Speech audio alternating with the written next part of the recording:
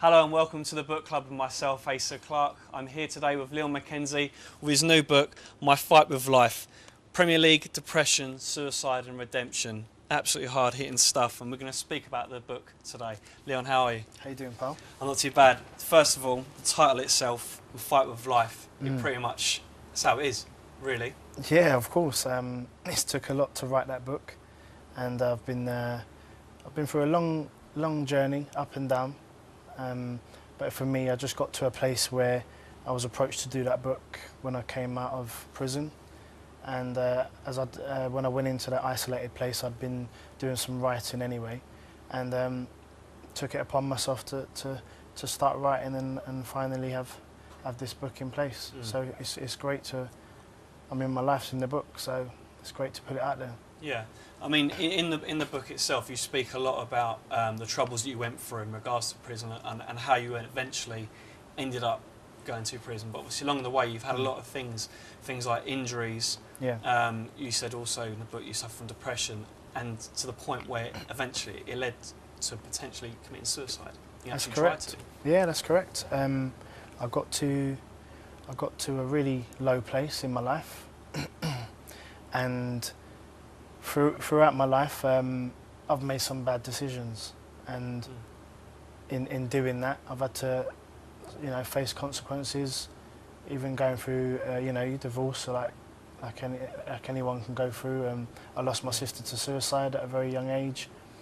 Had money, lost money, just bad decisions and a lot of failures in my life. But I've also been successful at the same time. At the back end of my career, I suffered from some horrendous injuries, and I didn't really know how to cope with it too well. I felt like I wasn't in control anymore. It was getting taken away from me, something that I'd been playing for a good 18 years or so, and I just didn't control it a great deal, with my mind. And again, things snowballed in my life. Right. So bad circumstances that happened in my life, I didn't cope well with, and it just snowballed. I didn't really have I wasn't brave at that particular time when I was going through it to speak out. I didn't really know who to turn to.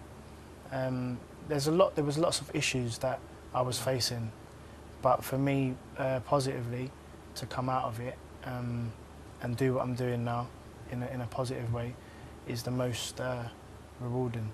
Do you feel though that once you've written the book and and you said in there that people have got in contact with you, and there's a piece in the Daily Mail, and it seems now that there's a lot more coverage of depression and how people can come out the other side of it.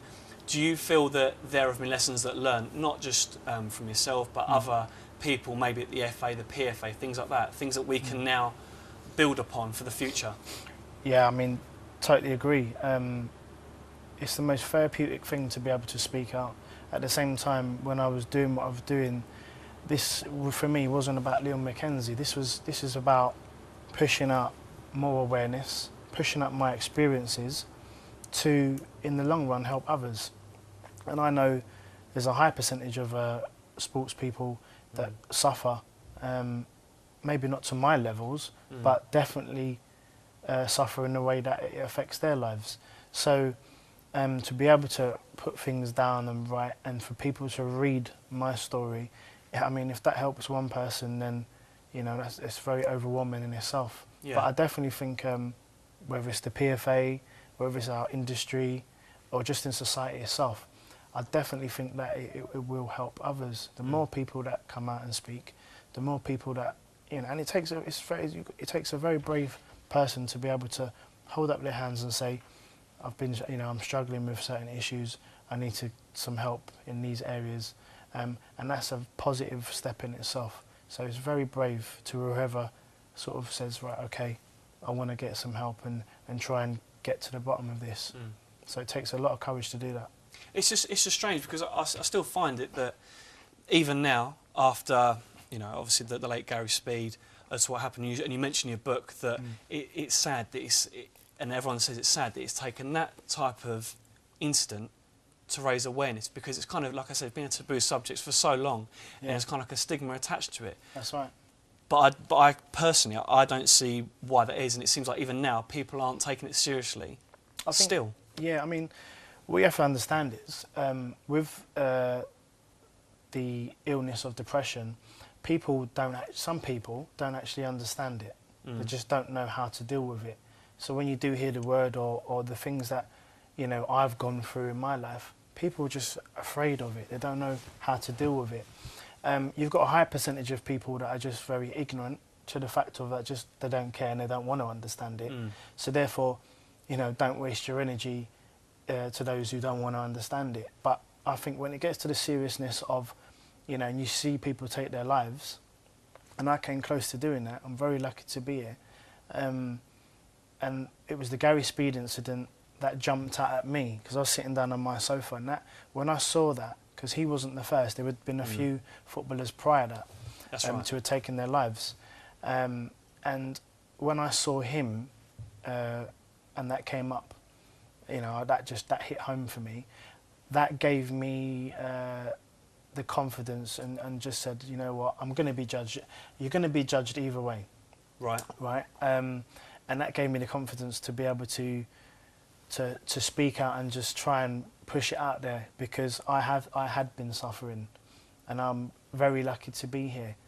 And I saw it as kind of like a blessing that I'm still here, because when I looked at what when I looked at the sad tragedy that Gary Speed had done,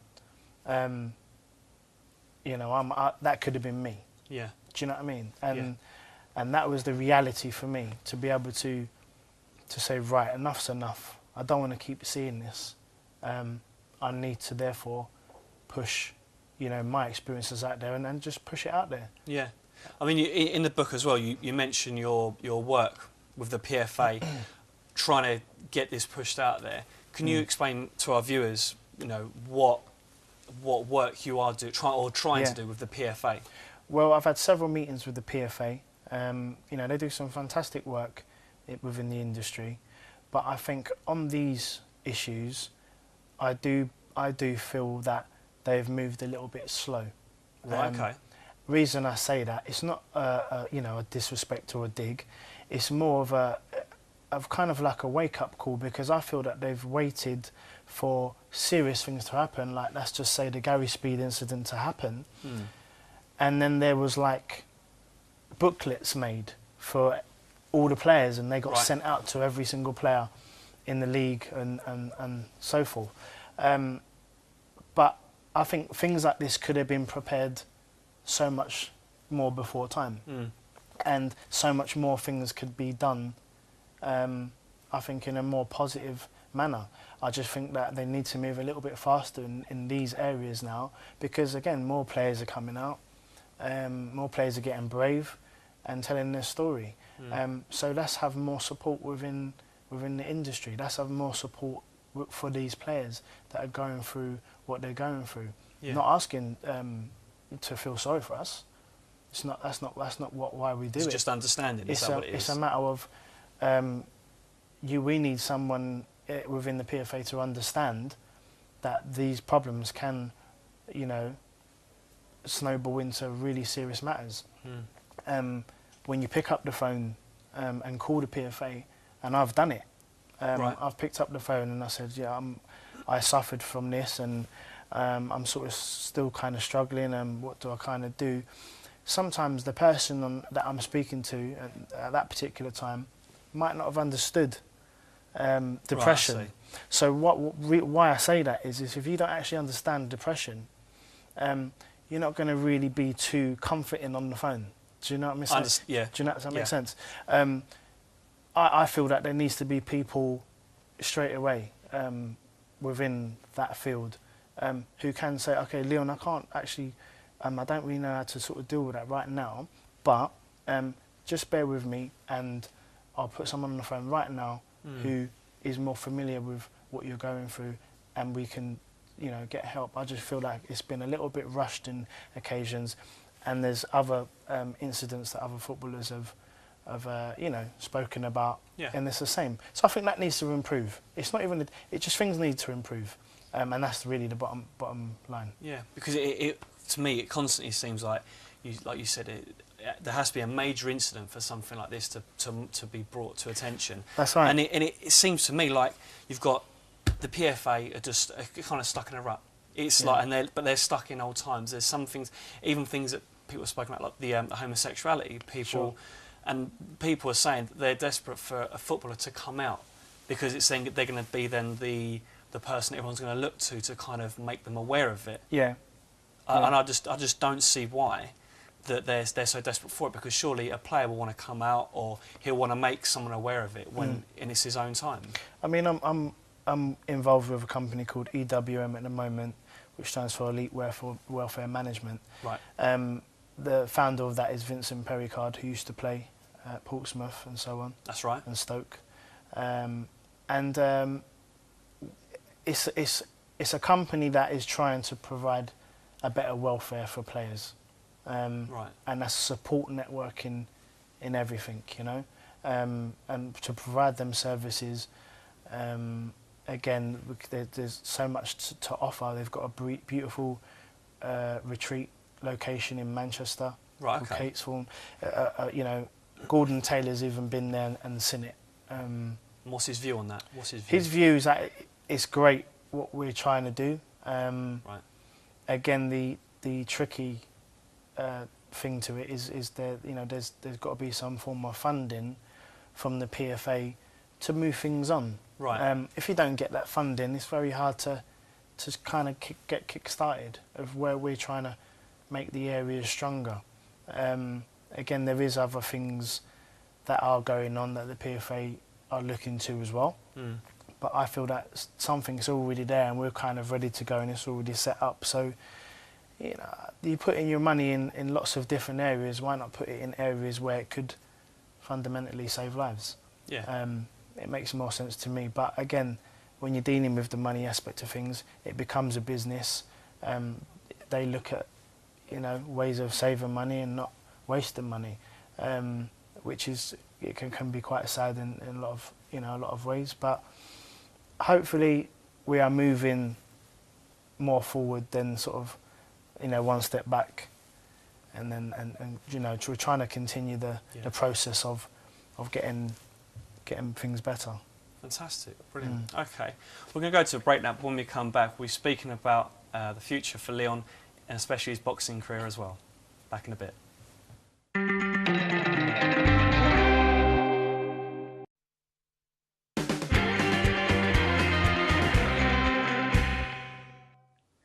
Hello and welcome back to the book club, and myself, Asa, and Leon McKenzie, speaking about the book, My Fight with Life. Before the break, we spoke about depression and the FA and the PFA and what they're going to do. Now, another subject which is close to your heart, obviously, is when you were at Crystal Palace. And in the book, you said that a player of your own team racially abused you. Right. How did you deal with that particular issue? We're talking a few years ago now. Crystal Palace days. I was still only a kid, but we had a South African goalkeeper that obviously was from South Africa. Yeah. And I think the problem we have sometimes is just the culture kind of thing is obviously a lot different. Right. So he said some really kind of awful words, which were very... Which are bad, because I've read it. It's awful. I mean, it was very racist in itself, and you can't do that here. It might be able to. It might be allowed to where he was from, but that can't happen here. So when he obviously racially abused me at that particular time, I took it upon myself to kind of really just lay it down, and I defended myself with what I know best, and he ended up on the floor. So basically you whacked him? Yeah, I did. I mean, it's not something I like to get into, but again, in the book, it explains it in great detail to why I did. It's quite brave, though. It's quite brave. So again, I mean, how old were you at the time when it happened? Maybe around 18, 19. Can't really remember. So even at that point, you decided that's not right, and I'm not having any of that. Now, it's strange because then when you look back to last season, when you have John Terry and on Ferdinand and what was said on the pitch and how it all went about. When you was watching it unravel and unfold, what did you think at the time? It all gets too very political for me. Back in the day, that's how I would have handled it. Do you know what I mean? Yeah. For me, like with the likes of John Terry and Anton, just have it out between yourselves. Like for me, like deal with it that way. Do you know what I mean? But it's never going to happen that way. It all gets very political now. It's there's always like money issues involved and everything else, and it starts going to court, and then it becomes very long-winded for me. But rightly so. I 100% agree with what Anton tried to do, and you saw it in you saw it with yourself. We all saw it with our own eyes. What was a little bit confusing is why they blurred it out. Yeah. When he'd been sort of found. Because you could see it everyone could see it on YouTube and everything else. So I mean, again, like whether he's a racist, whether he's not, he says something racist. Right. And that's the be and end all. He either holds his hands up and apologises and deals with it properly like a man, or he does what he does and seems to get looked after, Mr. Terry. So unfortunately, in society now, I think you're always gonna find one clown who is just very ignorant and will, you get that in everyday life. You obviously can't knock out everyone that is racist. You know what I mean? But sometimes it's necessary, sometimes it's not. Sometimes they're not worth the energy. But again, it's just a lot of it's just very cultural difference. The Suarez incident.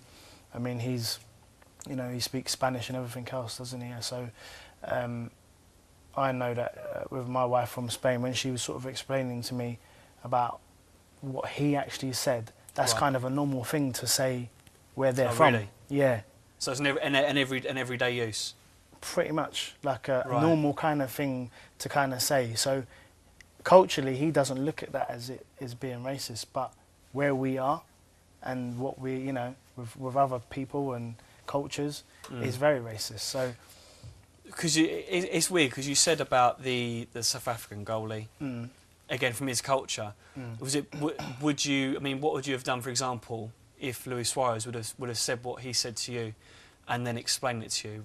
As years go on, you sort of mature a little bit, and you begin to kind of learn, certain other people's cultures, and you go through a lot of experiences, don't you? Yeah. I can't really say if he was or if he is, but I know that the cultural difference does play a main factor in some of these foreign people that come over, and I think it's probably down to us as well to maybe culture them when educate them. Yeah, educate them when they come over, to say to know like, okay, this is where you sort of can't go, and this is where this is what you can't say, because sometimes they just don't know. They're so used to a certain way of living, and that's what can happen. Well, because like I say, the FA today have actually announced that they're bringing in a new rule or like a kind of governing body to kind of basically say about the educating the players, and that's what they've said, that David Bernstein said that he wants to happen as well. Well, brilliant. So are you all for that, or? Yeah, great. I mean, it gives them an opportunity, because then there won't be no excuses. If you do your homework and you try and educate yourself, then you won't be getting into that trouble. Okay. Well, in regards to your book, you said that you maybe were wrong advised and you were too young, sort of thing. When you look at players, again, from the same background but have come from Palace, like John Bostock, for example, do you kind of relate to him in regards to that he's kind of been bought for a lot of money, but now he's back down in League One? Do you feel that it's important to have the right people around you? No, I think John Bostock I know anyway. Right. And what a humble, lovely kid. Right. Not big time with anything that he does. very honest person. With that, I just think he's just been unlucky. Right. Maybe the wrong managers at the wrong time, maybe the wrong moves at the wrong time. Sometimes in football you can just go and you get the wrong move, and one manager can dictate your future, can dictate your career, and that's the hold that some football can have on you. He's just been unfortunate because he's got great ability. He's played at a high level. Sometimes you do have to go down to find yourself, find your identity again, to probably prove again to everyone that you can do it, and you have to go back. Because I went back from leaving Palace, but I found myself as a goal scorer at the age of sort of 20, 21, 22, and my career kicked on. So I had to leave Palace to do that. Sometimes it's the right move, sometimes it isn't. I think with John, again, it's just opportunity and being able to express yourself when given the chance. And with me, I made a lot of bad mistakes along the way. Yeah. A lot of bad mistakes and failed a lot, but I still gained success out of that. The failing did sort of strive me to the success I got. I played at the top level and scored goals at the top level. And considering the injuries I had, which pretty much half of my career. Yeah, exactly. I'm very pleased to come out of it. 18 years or so later. And 18 years so later, you're now boxing. That's right. Yeah. Again, that's in my blood. Something that I'm very familiar with since the early ages of 7, 8 years old. Been in and out of the gyms, and I sort of, we've been thinking about things. I spoke to my dad and Duke, and we think that we can go in and do something. And it's not going to be a long journey, obviously. Right. I'm at the age of 34 now, but I'll tell you something that I really do believe that I can go in and get to. We're looking at around sort of British level at some stage, but. We will see. We will see. So, in regards to, it's strange because you've seen Flintoff go from a sport like cricket into boxing. What do you think in regards to that? Because the fight itself was a strange one. He had a lot of public backing. What do you think of him? I mean, he got obviously a tremendous amount of media attention. There's one thing I've got to understand: that any man that decides to go into the ring, he's a very brave man. And I'll give him, the utmost respect for having a go. Should he probably fight on? I mean, that's for him to decide. And looking at it, he's definitely got a lot of work to do. Right. But no taking away, no too much respect from him. Maybe it's not really the path he should go down. But fair play for having a go. Maybe it was a dream of his, and he's fulfilled that to go in professionally. With my story, it's a little bit different because it's in my blood. I've been in and out of gyms all my life, and it's just my story is just a little bit different to his. He's gone from like a successful cricketer straight into like boxing. That's that's hard doing. With me, I've been in and out gyms all my life, so I kind of, I kind of always had it on my mind to maybe go in one day, but the football took off, so that's something I had to, brilliant, to go for. Brilliant. Well, okay. Well, good luck to Leon in regards to his boxing career, and thanks for coming on the show. Remember, my fight with life. Thanks so much for watching. Thanks. Goodbye.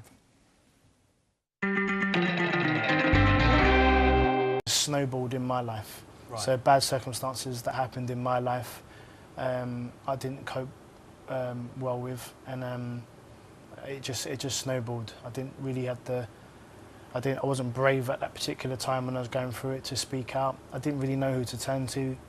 There was lots of issues that I was facing, but for me, positively, to come out of it and do what I'm doing now in a positive way is the most rewarding. Do you feel though that once you've written the book and and you said in there that people have got in contact with you and as a piece in the Daily Mail, and it seems now that there's a lot more coverage of depression and how people can come out the other side of it. Do you feel that there have been lessons that learned, not just from yourself, but other people, maybe at the FA, the PFA, things like that, things that we can now build upon for the future? Yeah, I mean, totally agree. It's the most therapeutic thing to be able to speak out. At the same time, when I was doing what I was doing, this for me wasn't about Leon McKenzie. This is about pushing out more awareness, pushing up my experiences to, in the long run, help others. And I know there's a high percentage of sports people that suffer, maybe not to my levels, but definitely suffer in a way that it affects their lives. So to be able to put things down.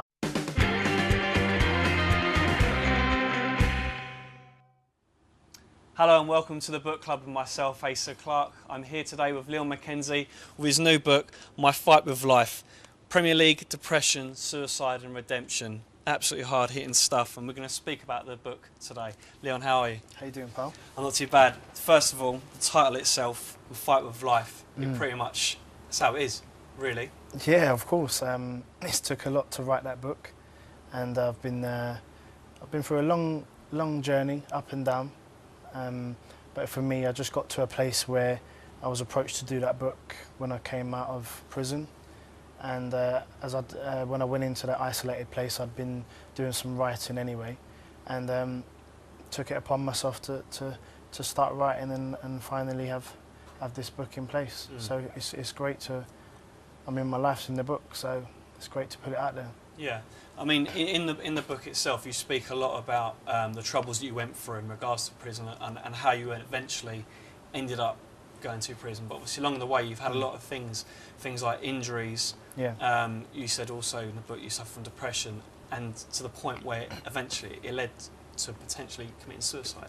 You That's actually correct. tried to. Yeah, that's correct. I got to a really low place in my life, and throughout my life, I've made some bad decisions, and in doing that, I've had to, face consequences, even going through, divorce, like anyone can go through. I lost my sister to suicide at a very young age. Had money, lost money, just bad decisions and a lot of failures in my life. But I've also been successful at the same time. At the back end of my career, I suffered from some horrendous injuries, and I didn't really know how to cope with it too well. I felt like I wasn't in control anymore. It was getting taken away from me, something I'd been playing for a good 18 years or so, and I just didn't control it a great deal, with my mind. And again, things